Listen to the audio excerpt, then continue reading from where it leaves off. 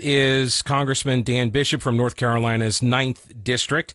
I want to circle back. You mentioned Donald Trump, and there was, there was a sentiment among some Republicans, a lot of Republicans, that Donald Trump is morally or politically responsible. It might not be impeachable or worthy of him being removed from office with, whatever, 2 days left or whatever it is. But he is somewhat responsible in some way. So I guess, do you agree that he shares some of the blame, some of the responsibility for what happened at the Capitol, or not?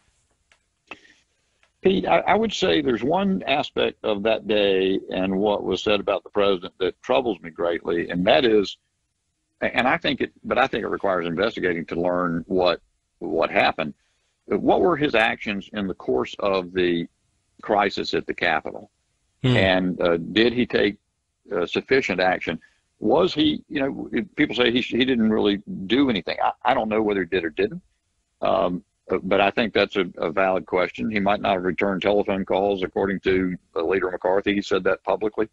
I think that ought to be answered. On the other hand, if you're Donald Trump, if you're going to take a firm hand to do something beyond what the mayor of D.C. and the leaders of the Capitol who provide, Nancy Pelosi and Mitch McConnell are responsible for security decisions there. So if the president didn't, sort of issue an order to the military or somebody to come in, perhaps, can you imagine what would have been made of that if Donald Trump were sending troops or forces in? So I don't know what all happened. That's a troubling aspect. But let me get back to the bigger point that I think the debate has circled around. The summoning of people to Washington that Liz Cheney has criticized, if we ever come to the point where and someone's told me the number was approximately 800,000 people, that 800,000 people having supported a presidential candidate cannot come to Washington to air their grievances in a march, we're done for. So, and believe me, I've read and listened to both, every word of that speech. And the parts that's most disturbing to me are the ones that suggest that Mike Pence can turn the whole thing around. Mm-hmm. And that might be border on reckless even.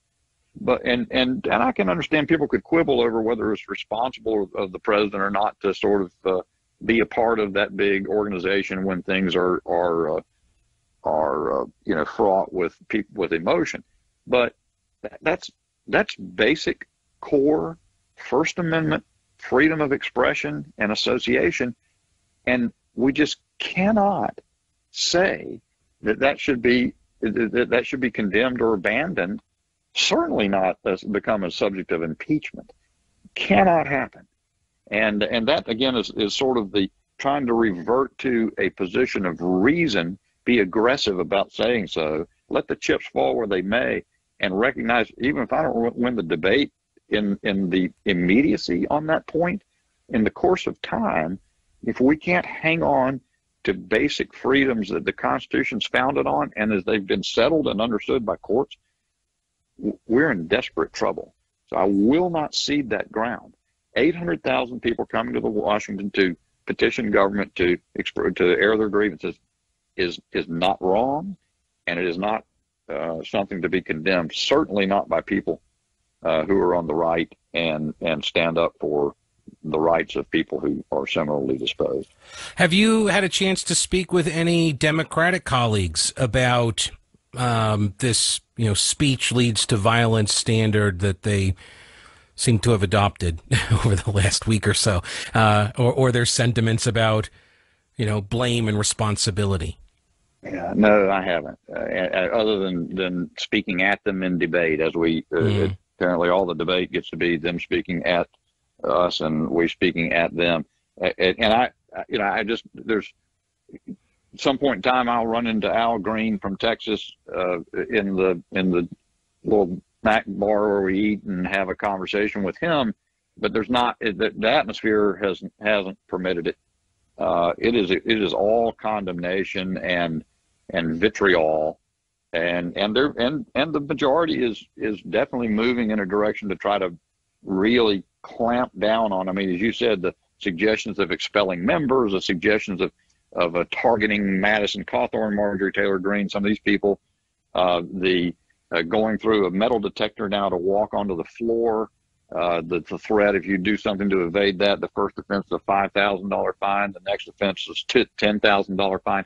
All of this, there's a wave of oppression, a wave of persecution coming at Republican members of Congress, and there's not opportunities really to sit down and chat with your opponent on the other side of the aisle for the moment. I know that the left would say, well, it's essentially the argument. If you're not doing anything wrong, what have you got to worry about? If you are not trying to bring like a firearm into the chamber, then you shouldn't have a problem going through the metal detector. So how would you respond to that argument? Well, let me say this. Some people get very upset about each one of these things.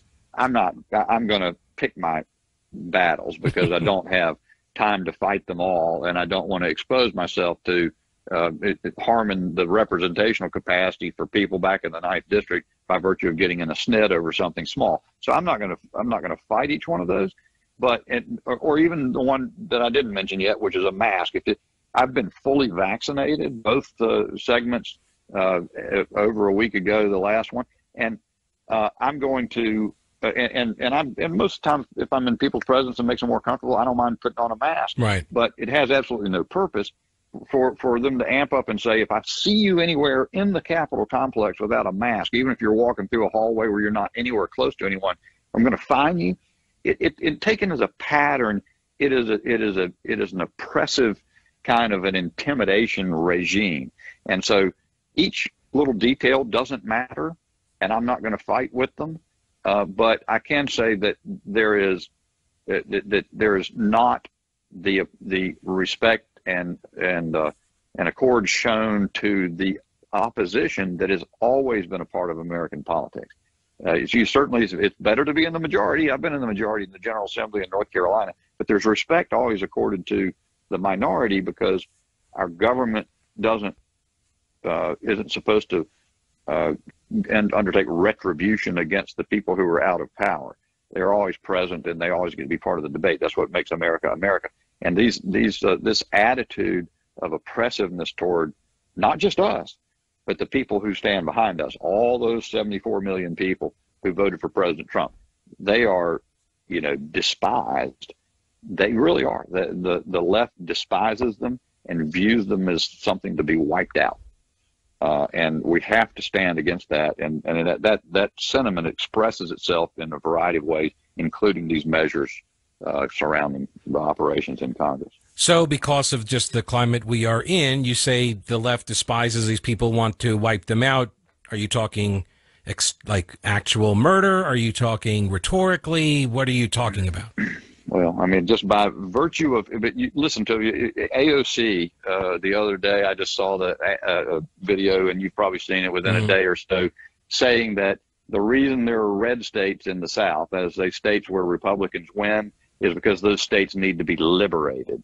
So, I won't, when I see outrageous things said about, throwing people out of Congress, or people telling me, actually some serious people writing on social media that I should be stripped of office, prosecuted, and imprisoned for treason. I mean, for having engaged in the discussion about irregularities in the election. It's insane, and those sort of steps, have been taken. What else they would do if they could, who knows? I do know that you're seeing the officials doing the things I've described, social media, participants having those kinds of attitudes, and of course, the idea that you're seeing from social media banning Parler. I listened to your podcast and your guest about that, but eliminating voices on social media who are conservative. They certainly believe that all action is appropriate to take to quash expression of conservative ideas, including mainstream conservative ideas, even as their ideas get bolder and bolder and farther out on the fringe on the left. So what would they do? Would they put us on the trucks and send us to the camps?